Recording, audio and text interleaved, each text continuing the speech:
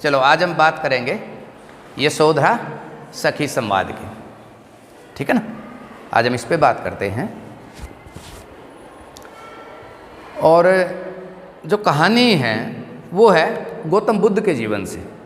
गौतम बुद्ध के बारे में हमें पता है कि गौतम बुद्ध राजा थे, लेकिन एक दिन वो अपनी पत्नी और अपने बेटे को छोड़ करके चले जाते हैं। ठीक, ये कहानी है, कथा है। उसके बाद वो ज्ञान प्राप्ति के लिए बहुत दूर चले जाते हैं और एक वट वृक्ष के नीचे बैठ करके वो तपस्या करते हैं। हालांकि उस तपस्या से उनको कुछ नहीं मिलता।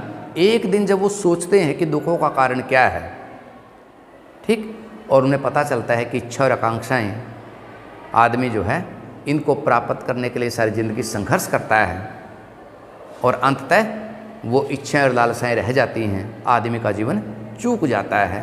तो सबसे बड़ा दुखों का जो कारण बताते हैं वो क्या है, वो ये है। ये कहानी है महात्मा बुद्ध के जीवन की। ये कहानी तो हमें पहले भी पता है, तो कवि ने इस कविता को क्यों लिखा? कवि ने इस कविता को यूँ लिखा या इसलिए लिखा कि वो उसके माध्यम से वर्तमान समय में नारी के जो सवाल हैं उसको उठा रहे हैं। कहानी बताना कवि का उद्देश्य नहीं है, बल्कि ये बताना कि यशोधरा को छोड़ करके जो गौतम बुद्ध ज्ञान प्राप्ति के लिए गए हैं, उन्होंने अपनी पत्नी के साथ सलाह नहीं की। दरअसल ये एक प्रकार से पितृसत्तात्मक समाज की फिलॉसफी को हमारे सामने रखती है, जो स्त्री को केवल क्या समझता है, वो घर को सजाने की वस्तु है। उसके लिए ये संसार कोई एक क्षेत्र नहीं है। ये सवाल सबसे महत्वपूर्ण सवाल इस कविता में है। जो यशोधरा की पीड़ा है वो यही है कि मेरे पति ने इतना बड़ा उद्देश्य लिया, लेकिन उस उद्देश्य में मेरी कोई सहमति नहीं है, मेरी कोई सलाह नहीं है। वो ठीक है, मुझसे प्यार करते हैं, मुझे जानते हैं, लेकिन उन्होंने अभी तक मुझे इस काबिल नहीं समझा है, इस काबिल अभी माना नहीं है। ठीक, तो इसको लेकर के ये कविता लिखी गई है। और वो सारी की सारी कि जो आधुनिक भारत बनेगा या आधुनिक भारत जो बनेगा वो तभी संभव है जब आप क्या करो, महिलाओं की भागीदारी भी आरक्षित क्षेत्र में क्या हो, सुनिश्चित हो।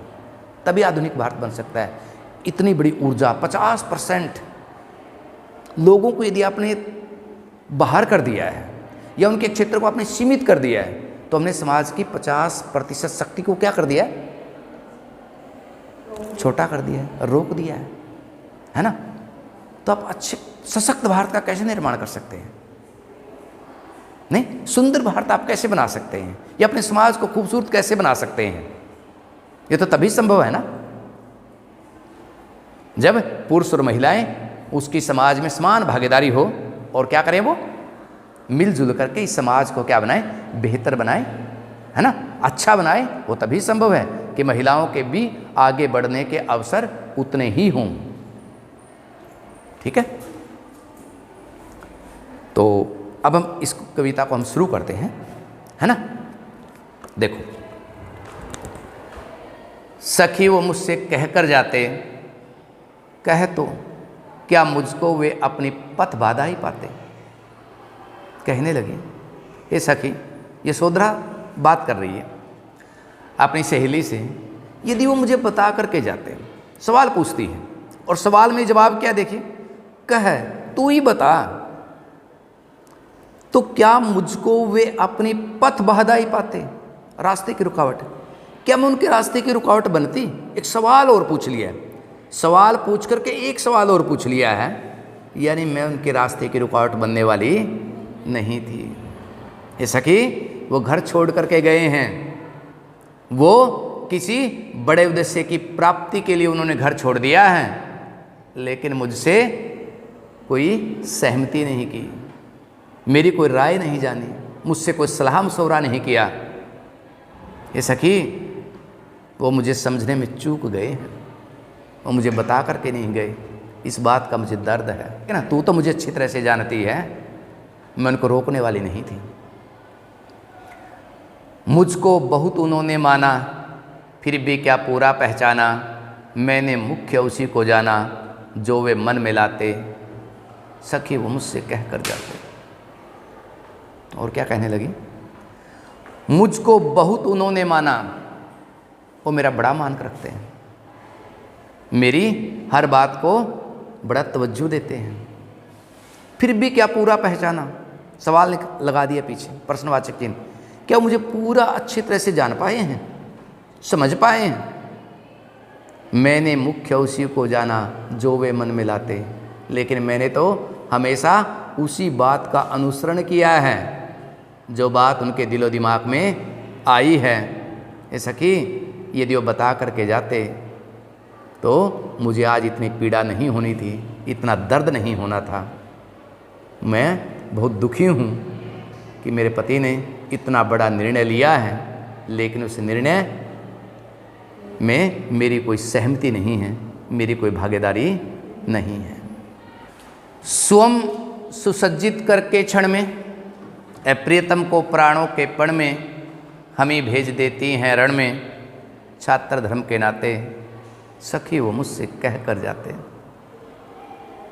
और हमारा दिल कितना बड़ा है, क्या कहने लगे? स्वयं सुसज्जित करके क्षण में, एक क्षण में ही सजा करके, प्रियतम को प्राणों के पण में, प्रियतम अपने पति को, प्राणों के पण जहाँ प्राणों का खतरा हो, हम ही भेज देती हैं रण में।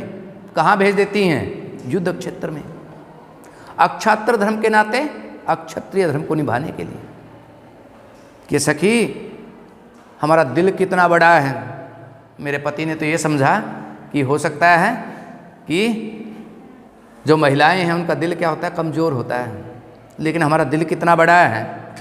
जो व्यक्ति हमें इस दुनिया में सबसे प्रिय है और जिसे हमारा सबसे गहरा लगाव है, उसी व्यक्ति को हम हथियारों से लैस करके युद्ध भूमि में भेज देती हैं। पता नहीं युद्ध भूमि से किस प्रकार का समाचार आएगा कि वो वीर गति को प्राप्त होंगे या विजय श्री प्राप्त करके आएंगे, ये तो कुछ पता नहीं है।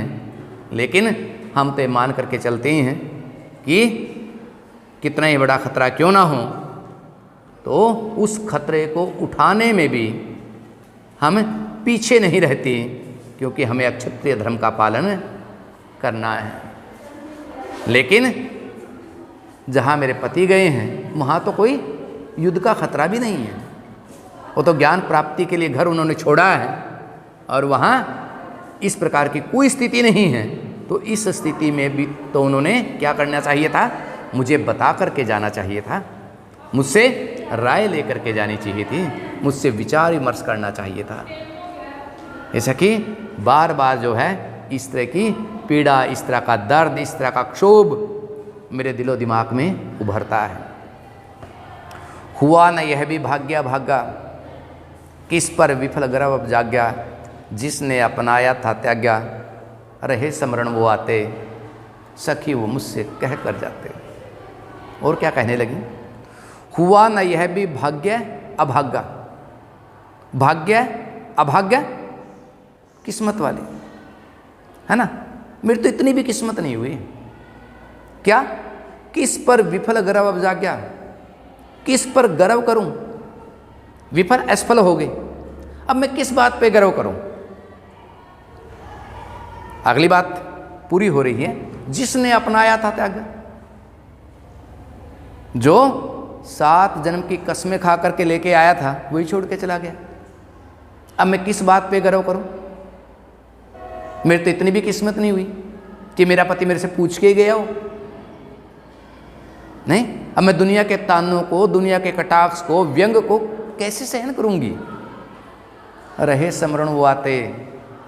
और ऐ सखी, पता नहीं विधाता ने किस तरह से मेरा मन बनाया है, पता नहीं मेरे दिल में क्या छुपा हुआ है, ये अब भी बार बार उन्हीं की याद आती है। उन्होंने कोई कोर कसर नहीं छोड़ी है विश्वासघात करने में, ठीक है ना। उन्होंने इस बात की चिंता नहीं हुई कि सुबह जब ये समाचार मिलेगा कि गौतम बुद्ध जो है छोड़ करके चले गए हैं, राजमहल छोड़ करके चले गए हैं, अपनी पत्नी और अपने बेटे को सोता हुआ छोड़ करके वो जंगलों में निकल गए हैं, हमारे ऊपर क्या बीतेगी। उन्होंने तो इसकी कल्पना भी नहीं की। लेकिन मुझे वो क्या है, बार बार याद आते हैं, बार बार उन्हीं की याद मुझे सता रही है। हे सखी, यदि वो कह कर के जाते तो संभवतः आज मुझे इतनी पीड़ा नहीं होती, लेकिन वो मुझे बता करके नहीं गए हैं। नैन उन्हें है निष्ठुर कहते। अब देखिए, पर इनसे जो आंसू बहते, सदा हृदय वे कैसे सहते, गए तरस ही खाते, सखी वो मुझसे कह कर जाते। और क्या कहने लगी, नैन उन्हें है निष्ठुर कहते। और कैसी विचित्र स्थिति हो गई है, दिल और दिमाग की एक दूसरे के विपरीत हो गए हैं। दिमाग तो कह रहा है कि उन्होंने गलत किया, दिल कह रहा है कि नहीं, ठीक। और इसी कारण के बार बार उनकी याद आ रही है। नैन उन्हें क्या कहते हैं, निर्मोही। ये आंखें क्या कहती हैं उनको, निर्मोही, कि उनको किसी से मोही नहीं है, तभी तो छोड़ के चले गए, नहीं। पर इनसे जो आंसू बहते, और एक दूसरी स्थिति कल्पित कर ली है कि ये सखी, यदि वो मुझे बता करके जाते तो हो सकता है मेरी आंखों से क्या होते, आंसू बहना शुरू हो जाते। कि यदि वो ये कहते हैं कि मैं तो घर छोड़ के जा रहा हूँ, हो सकता है ये आंखें से क्या होता, निरंतर आंसुओं की धार बहने लगती। सदा हृदय वे कैसे सहते, उनके हृदय में तो बहुत करुणा है, ठीक है ना। वो भला मेरी स्थिति को देख करके हो सकता है क्या करते, गए तरस ही खाते, तरस खा करके ज्ञान प्राप्ति के कार्यक्रम को स्थगित ही कर देते।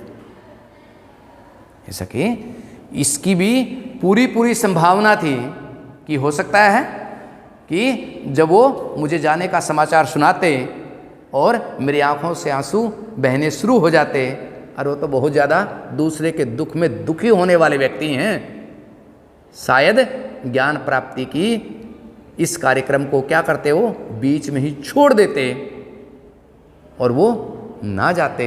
लेकिन फिर भी सखी वो मुझसे कह कर जाते, उन्हें कह कर के जाना चाहिए था, उन्हें विश्वास में लेकर के जाना चाहिए था। उन्होंने मुझसे अपनी योजना में उन्हें शामिल करना चाहिए था, अपने उद्देश्य के बारे में बताना चाहिए था। नहीं सकी, वो गए हैं, ठीक नहीं किया है, गलत है। मैं बार बार उनके इस काम की क्या कर रही हूँ, आलोचना कर रही हूँ, ठीक है ना।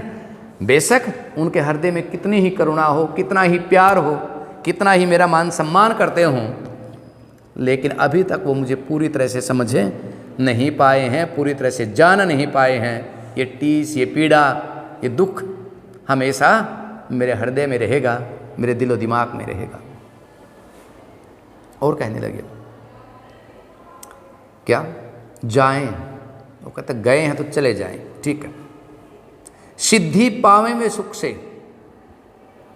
जाएं सिद्धि पावे वे सुख से, दुखी न हो इस जन के दुख से, उपालंब दूं मैं किस मुख से, आज अधिक वो भाते, सखी वो मुझसे कह कर जाते। अब और दिल करड़ा कर लिया है कि सखी गए हैं, ठीक है, चले गए हैं ना, तो ठीक है, चले गए हैं तो सिद्धि पावे वे सुख से, सिद्धि ज्ञान प्राप्ति। अब तो उस ज्ञान को प्राप्त करें वो सुखपूर्वक, किसी प्रकार की चिंता ना हो, दुख ना हो, पीड़ा ना हो। जिस उद्देश्य को प्राप्त करने के लिए गए हैं उसको प्राप्त करें। और क्या कहने लगे, दुखी ना हो इस जन के दुख से,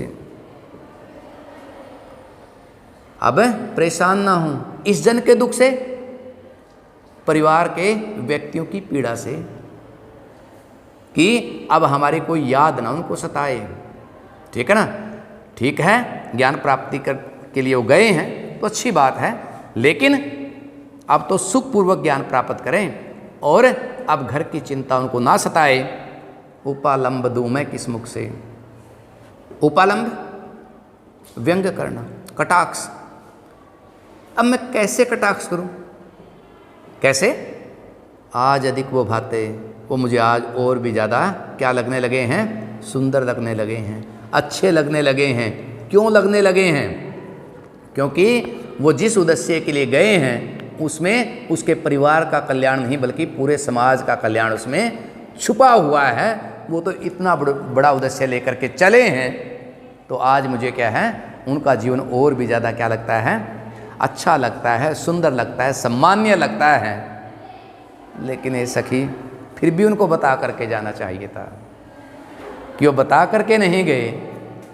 मैं इस बात के लिए पूर्णतः तैयार नहीं हूँ। उन्होंने हर योजना में, हर उद्देश्य में, इतने बड़े उद्देश्य में मुझे क्या करना चाहिए था, शामिल करना चाहिए था, मेरी राय को लेना चाहिए था, सलाह मशवरा करना चाहिए था। हो सकता है ज्ञान प्राप्ति का रास्ता क्या हो जाता, और ज़्यादा आसान हो जाता, और ज़्यादा सरल हो जाता। तो पूरी की पूरी जो कविता है वो भारतीय समाज में जो महिलाओं की स्थिति है उसके प्रश्नों को उठाती हैं कि आज भी भारतीय परिवारों के अंदर जो फैसले हैं वो कौन लेते हैं, पुरुष लेते हैं। तो पितृसत्तात्मक समाज की क्या है ये विशेषता है कि वहाँ पर महत्वपूर्ण फैसले किसके द्वारा लिए जाते हैं, पुरुषों द्वारा लिए जाते हैं। महिलाएं उसका अनुसरण करती हैं। इसी कारण आप देखेंगे कि दुनिया की पूंजी में महिलाओं की भागीदारी बहुत कम है। भारतीय राजनीति में महिलाओं की भागीदारी बड़ी कम है। उसका मुख्य कारण यही है। तो धीरे धीरे समाज जो है बदल रहा है। महिलाएं जैसे जैसे आगे आती रहेंगी उसी तरह से स्थितियां क्या होगी, बदलती रहेंगी। आप सबका धन्यवाद।